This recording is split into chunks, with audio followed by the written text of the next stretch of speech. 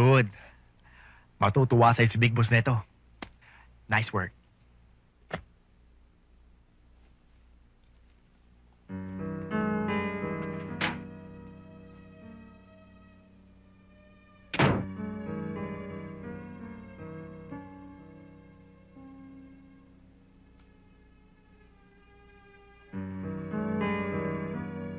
Anong problema mo?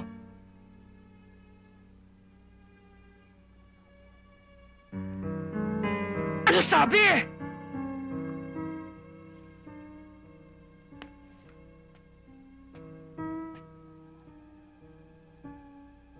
Lagi na lang ba tayong ganito?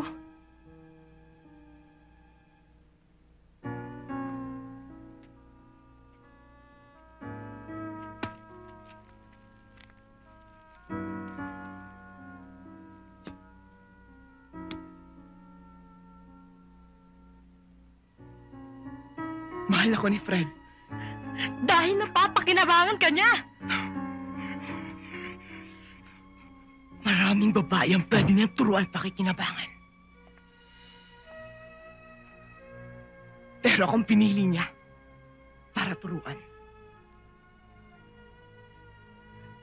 Dahil mahal niya ako.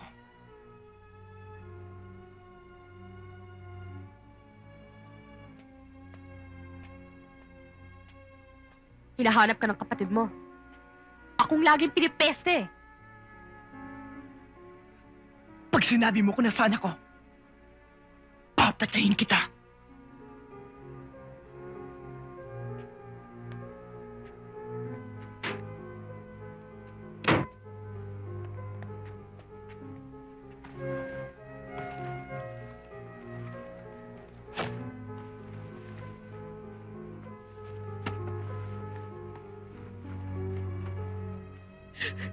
Umalis na tayo dito, ate. Ayoko na dito. Parang awa mo na. Hindi pwede. Tama si Anita. Papatayin nila tayo. Pwede. Tatakas tayo. Ikaw naman na nagkumbisi sa akin dito eh.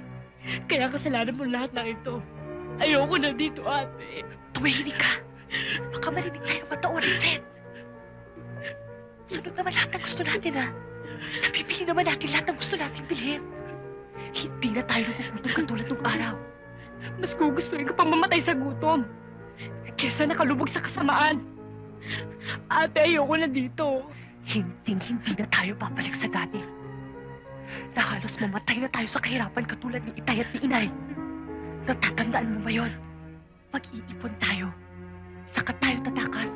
Hindi ngayon. Tatakas ako. Sa ayaw at sa gusto mo.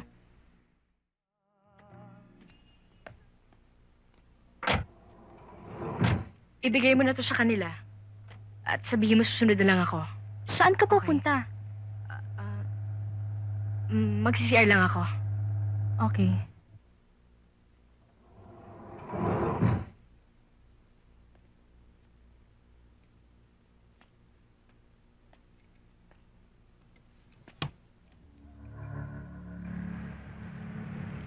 Tagal nila.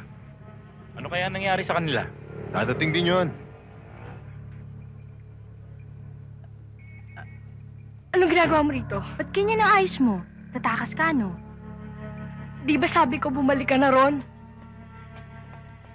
Karol, kung tatakas ka, isama mo na ako. Ayoko na rin doon. Hindi pwede, magiging sagabal ka lang sa akin. Mamamatay ako sa lugar na yun. Nag-aalala sa akin ang mama ko. Maawa ka sa akin. Hindi na ako maglalayas. Halika na nga.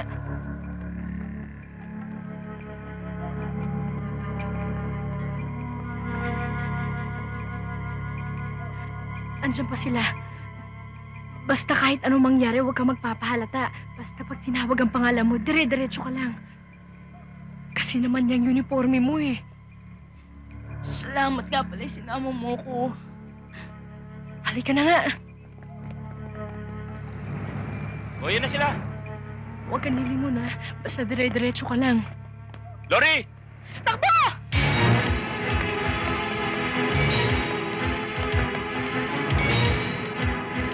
Carol! Lori!